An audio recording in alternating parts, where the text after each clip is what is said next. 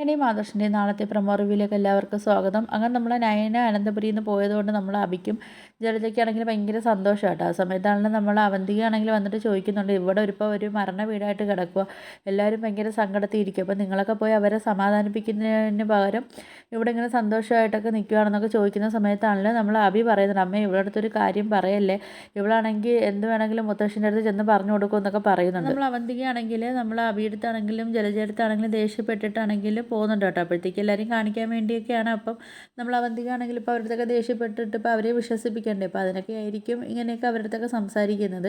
പിന്നെ നമ്മൾ നയനയും കൊണ്ടിട്ടാണെങ്കിലും ദേവ്യാനിയും ജയനും ആണെങ്കിലും നേരെ ആദർശിൻ്റെ അടുത്തോട്ട് പോകുന്നു. ആദർശാണെങ്കിൽ ജയൻ്റെ അടുത്ത് പറയുന്നുണ്ട്, ഇപ്പം എനിക്ക് പകരം നിങ്ങൾ ആരാണെങ്കിലും അവിടെ പോയാലും ഈ ചതി നിങ്ങൾക്കും സംഭവിക്കും, നമ്മൾ തകർക്കാൻ വേണ്ടി ഒരാൾ ഒരുമ്പിട്ട് ഇറങ്ങി കഴിഞ്ഞാൽ പിന്നെ അവർ അതിനല്ലേ ശ്രമിക്കത്തുള്ളൂ എന്നൊക്കെ പറയുന്നുണ്ട് കേട്ടോ. പിന്നെ ദേവ്യാനി അടുത്താണെങ്കിൽ നമ്മൾ ആദർശ് പറയുന്നുണ്ട്, ഞാനാണെങ്കിൽ കുറച്ച് കാര്യങ്ങളൊക്കെ ഞാൻ മനസ്സിൽ ഉറപ്പിച്ചിട്ടാണ് ഞാൻ അവിടെ നിന്ന് ഇറങ്ങിയെന്നൊക്കെ പറയുന്നുണ്ട്.